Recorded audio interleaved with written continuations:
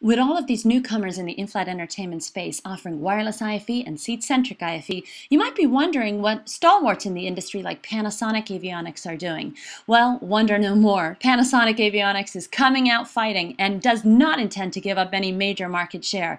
Here's what Panasonic told me at the recent Airline Passenger Experience Association conference and exhibition in Seattle. XW system is an extension of our XConnect product.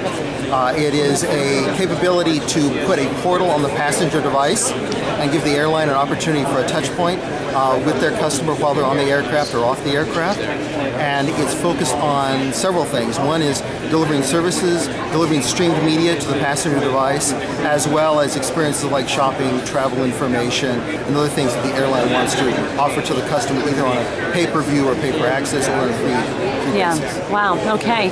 And this is, when is it technically available right now?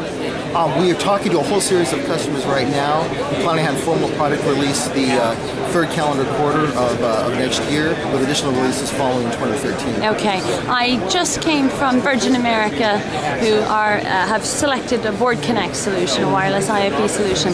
How does your solution compare to the others that are in the marketplace right now? Well, I think that clearly this has the Panasonic brand name behind it, so all of the services and from a media content standpoint, from a maintenance standpoint, from the infrastructure in place, as well as the IFE experience, that's really one of our major differentiators. As far as the technology goes, everyone has the same radio physics, the same challenges in delivering content in the aircraft and streaming it. Yeah. So from that standpoint, I think we're also well positioned because we're going to maximize the capability of the system and really make it a passenger experience that really compelling. I think the other important thing is that our philosophy is delivering a portal with a whole rich environment of experiences for the airline to use to really strengthen and make the relationship with the passenger customer a lot deeper. Okay, no, very interesting.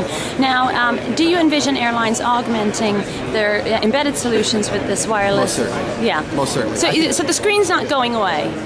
The seatback string is not going to go away, particularly for airlines that want to have a seatback experience throughout the cabin and want to be able to do things like offer early window content or offer other sorts of things that really are a seatback experience, like HD content, for example, particularly compelling. I think what's also compelling is that this is an opportunity in the passenger cabin to have a dual screen experience. I can be watching a movie, but I can also be on my iPhone and maybe getting information about the next segment of my trip, or maybe making reservations, or maybe previewing something else or surfing news. Okay, and you make a very good point there actually with respect to the early window content. Right now the studios are not allowing that on the wireless IFE. So you can have that combination of early window on the slimline monitor in front of you, also then connecting your own device to that monitor and getting content up onto the monitor. Is that right? We do have connectivity like our export jacks if you want to connect and serve your own content. But the other part of that is that yes, you can be watching a movie, early window content on the back of the seat,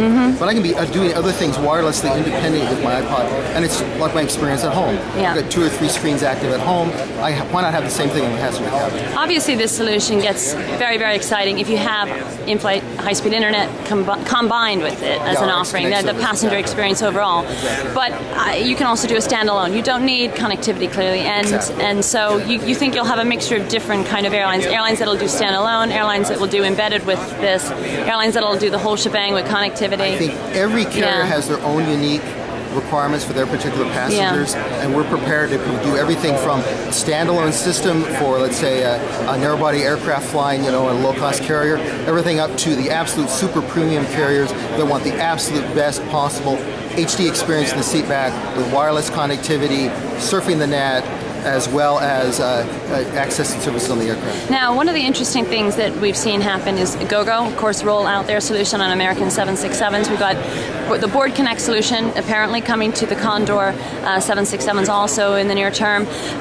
What has taken Panasonic longer to get this solution to market? You've done your homework in the past on this solution. Why is it going to take till 2012? I think everyone is kind of in the same market window. The fact is a lot of those systems out there today are evaluation systems, test systems, and I think we're in the same sort of environment where we are very carefully putting together a solid solution.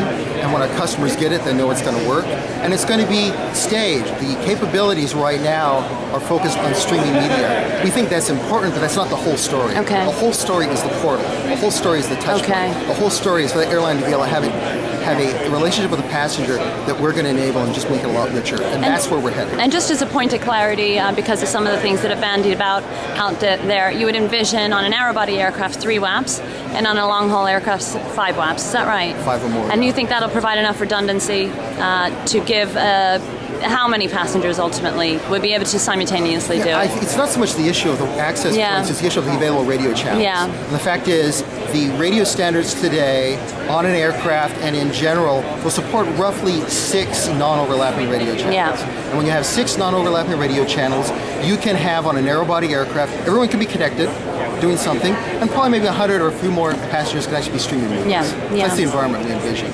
Here is the device. And this one, we happen to passenger named Mary. Hello. And the reason we like to have passengers identified is that the portal not only adapts to the particular device, it also is configurable and reflects the interests of the passenger who's talking. That's interesting. So it's not just a personalized experience, customized experience for the airline, but it's a personalized experience for the passenger. It's a different experience for you. For your device, what the airline feels is very important as far as their relationship with you and what they want to present to you.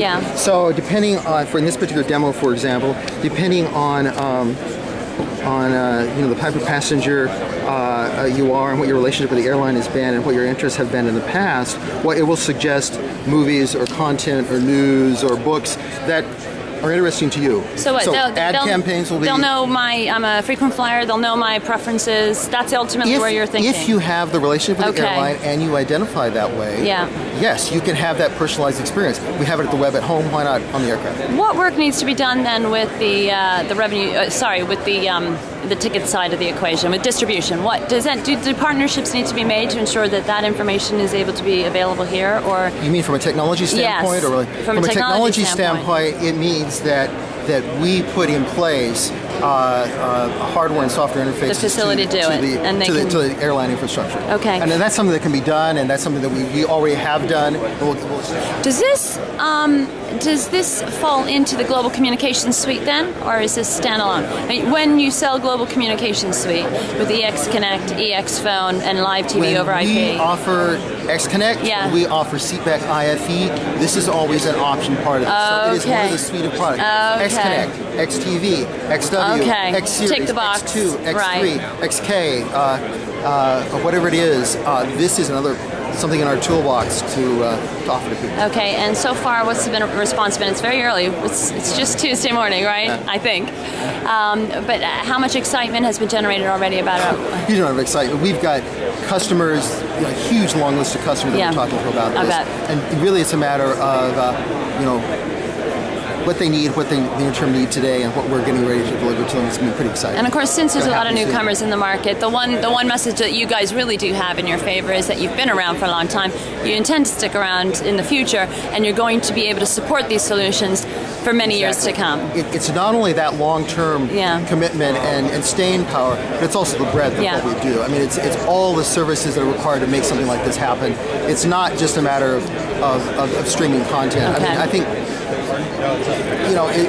it's an undergraduate science project to stream a movie to a passenger device, but to put a system on an aircraft, field it, maintain and support it, load content to it, maintain and operating, so that the airline doesn't have to worry about those details. That's what Panasonic is good at. Fantastic.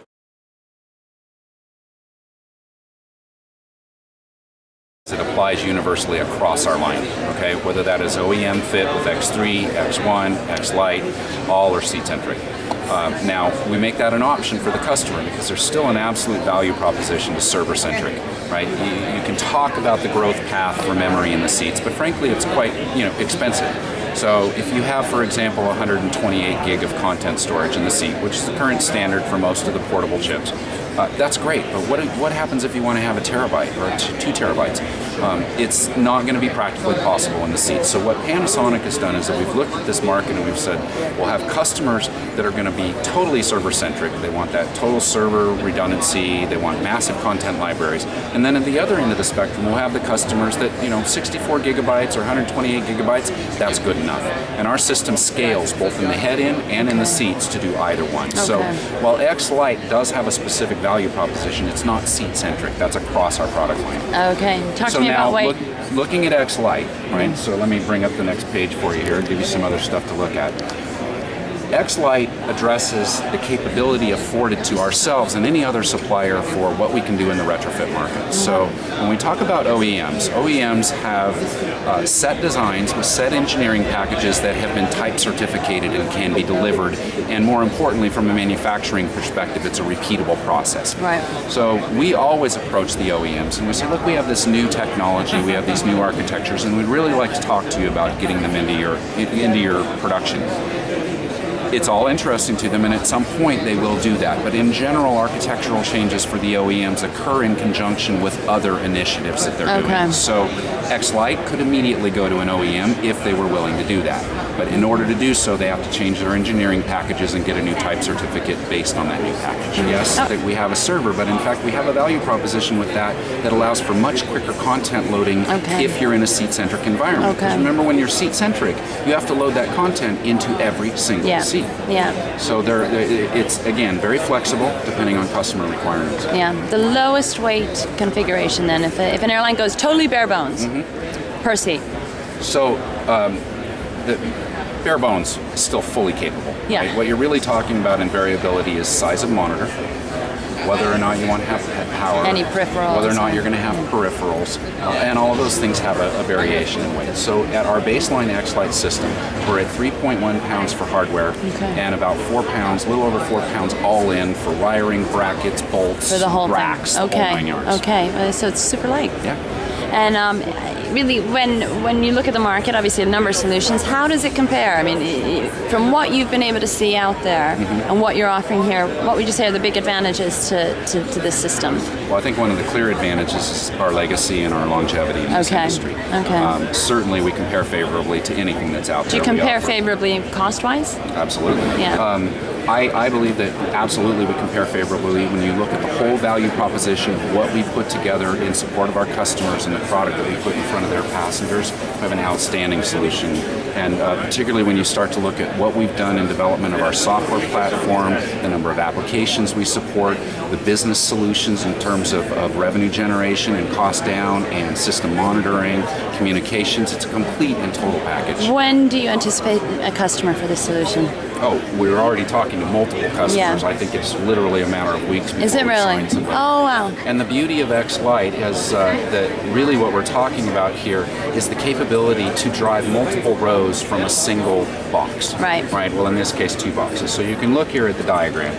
So we're talking about essentially a group power supply and then what we call our DC SEB, which is essentially a network box. Okay. And being able to span that across multiple rows. So today's traditional environment will have a box under every seat because we're providing head power, we're providing networking. But when we start to look at the paradigm of what the low-cost customer's interested in, right? This whole it's good enough, right? The customers say, I want audio, video, map, and games, and everything's lovely. I don't need head power. So we start to look at that and say, well, okay, that's very easily accomplished simply by cutting down on the number of boxes, dramatically reducing the weight, dramatically reducing the cost. Okay, big question. Virgin America just gave me a sneak peek. They're announcing, actually right now, the Board Connect agreement, and that includes seat-centric IFE, which is a bit of a surprise. And their intent is to obviously have wireless IFE streaming to passengers' own devices, and then have the early winter content and a bit more of a fuller experience on the seat-centric IFE. Right. Do you envision your seat-centric solution being tallied up with the wireless IFE and offering a similar package. Oh, certainly. Yeah. Certainly. Yeah. One of the beauties of the way we've architected the system is that it's a building block environment. So whether the customer wants the very simple X Lite type solution with seat centricity, right. if they want to stack on our X Connect product to give yourself KU band, and they want to add X wireless, any one of those building blocks can be put in place independently or unified as a system and share the same head-in components. So there's a real benefit to that. Okay.